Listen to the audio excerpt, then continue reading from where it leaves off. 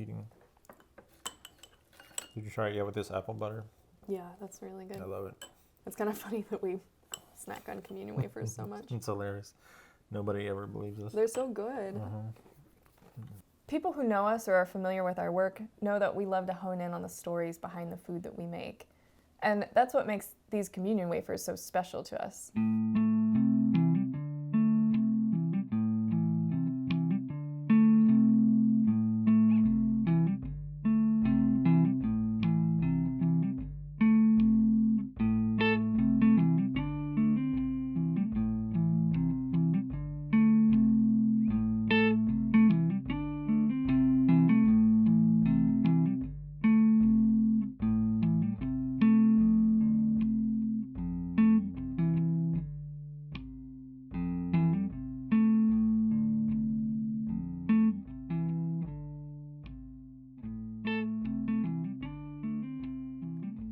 The story of these communion wafers for me goes back to when I was about 5 or 6 years old, when I spent a lot of time with my grandparents, and my grandma would take my brother and I to her church, and she would take us to the kitchen in the basement of the church where she and a lot of other women would be cooking together.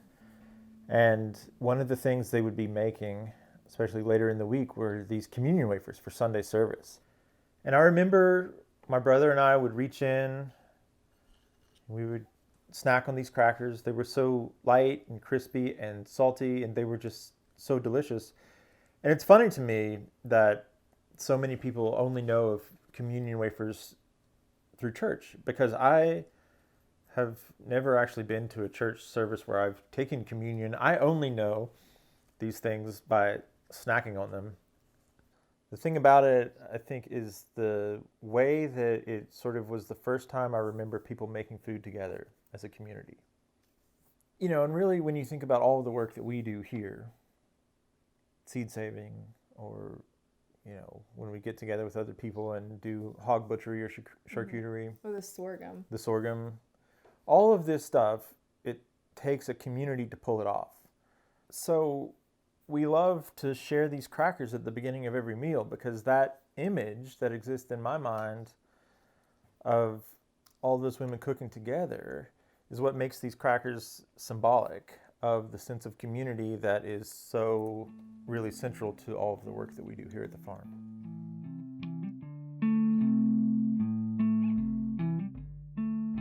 When Mike's grandmother passed away, we inherited her recipe box, and it was a treasure trove of recipes. There was anything from pickles, desserts, fried chicken, all kinds of picnic dishes. But scribbled on the side of one recipe was it was just this scribbled recipe of ingredients. And it ended up, Mike knew immediately what it was. It ended up being these communion wafers that she would make at church. And the recipe for these communion wafers is incredibly simple. What was actually scribbled on that recipe card was less a recipe. I mean, there were no instructions or anything with it. It was just a ratio of ingredients. And the ratio is 4 parts flour, 1 part water, 1 part oil, and then some salt. And in terms of that recipe, this is one of the simplest things we'll ever make. But because of this kind of personal significance that has nothing to do with religious context, these little crackers are some of the most significant things I could put on the plate.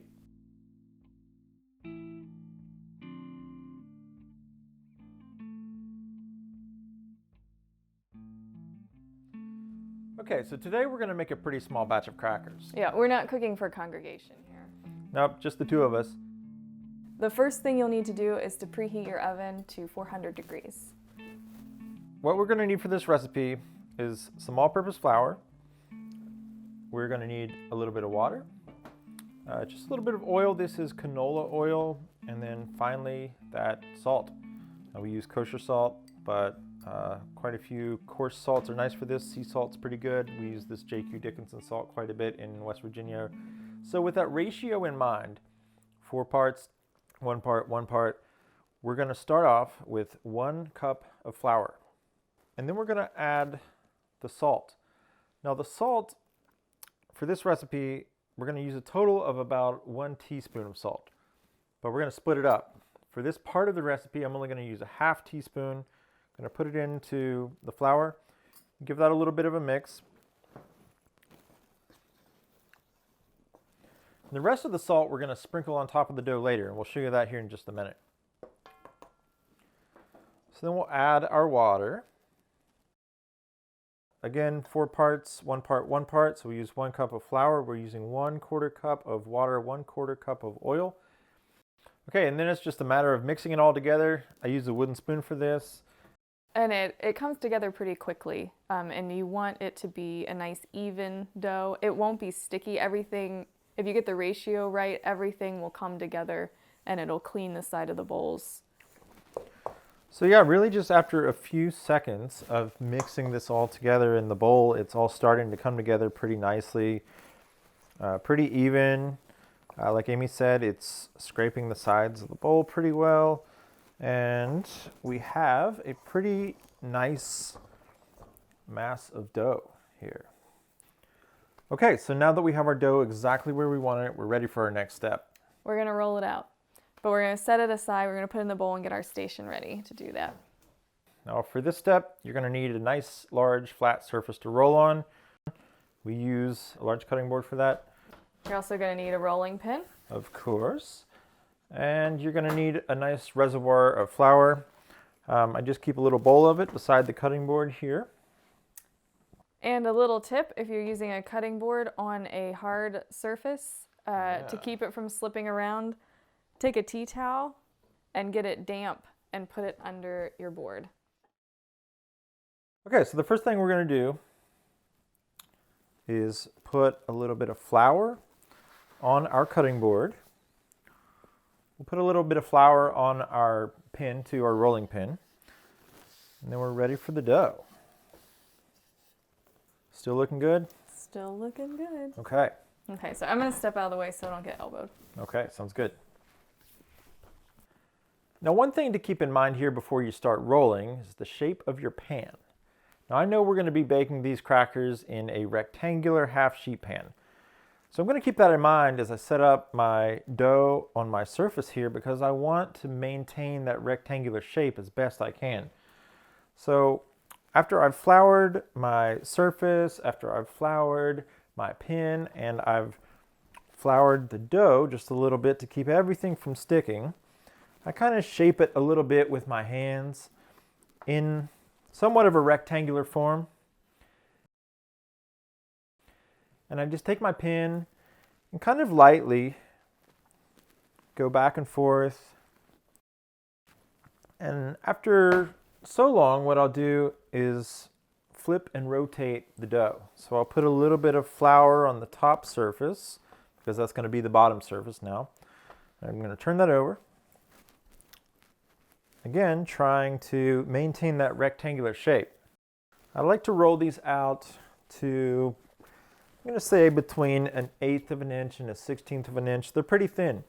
You can roll these out thicker if you want, but I like these crackers light and crispy.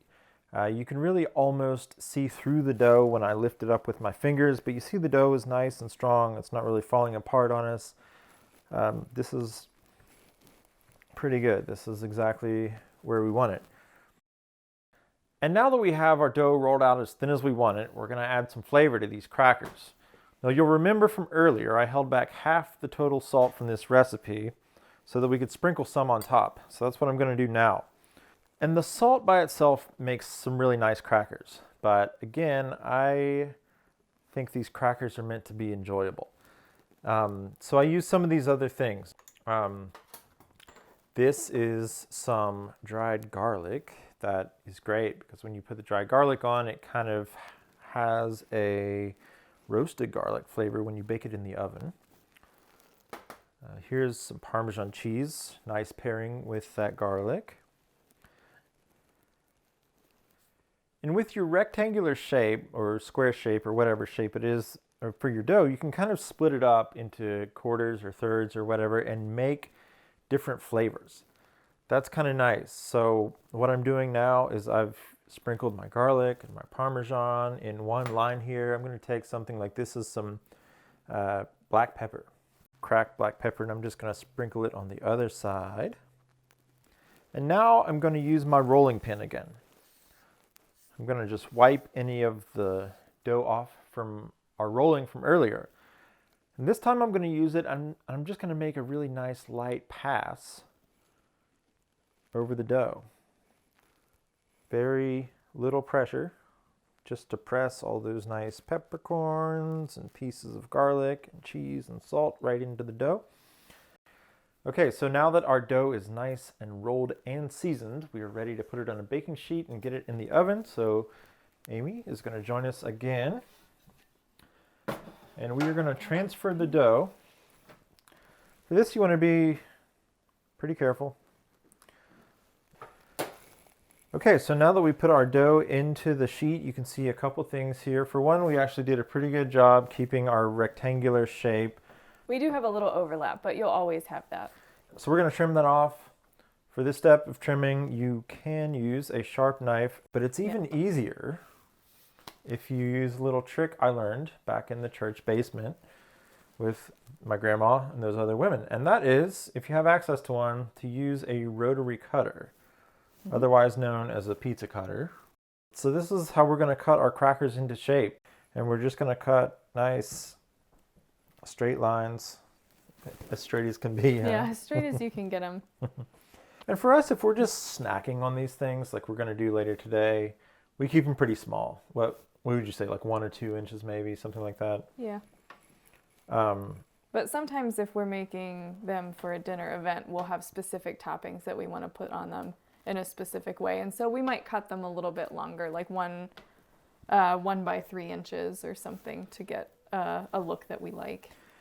Bigger crackers are nice, but if you do make bigger crackers, what I will say is you should take a fork and poke the top, because what happens when the crackers are big is you kind of have this big sort of puffing in the middle that can happen if you don't poke them. And you can get those on the smaller crackers too, but we kind of like those because it makes them extra crispy and extra delicious, I think. Yeah. And that looks pretty good, huh? Yeah. And with that done, we are ready to bake. We usually bake them at about, well, I already told you, 400 degrees, but we do that for about 10 to 12 minutes. I would tell you, you might want to start checking them at 8 because home ovens vary greatly. And so what you don't want to do is to burn your crackers. Okay, so our timer is off and our crackers are out of the oven. And they're baked and golden brown. They look perfect, don't they? Beautiful. Yeah, awesome. So this is exactly what we want. We're looking for this golden brown color here. You can see. Best to probably let them cool for a few minutes before digging in. Yeah, but definitely. we're really happy with this. What do you think? They're pretty good. They're pretty darn good. Okay, so there it is. The Lost Creek Farm communion wafer, straight from Emmanuel Baptist Church, basement kitchen, to our farm, to you guys all over the place. If you make these, it'd be really cool to see you post some pictures and tag us. We want to see your communion wafers. Yeah. And we will plan to see you next month right here for another one of our featured recipe videos. Yeah. See you then. Thanks.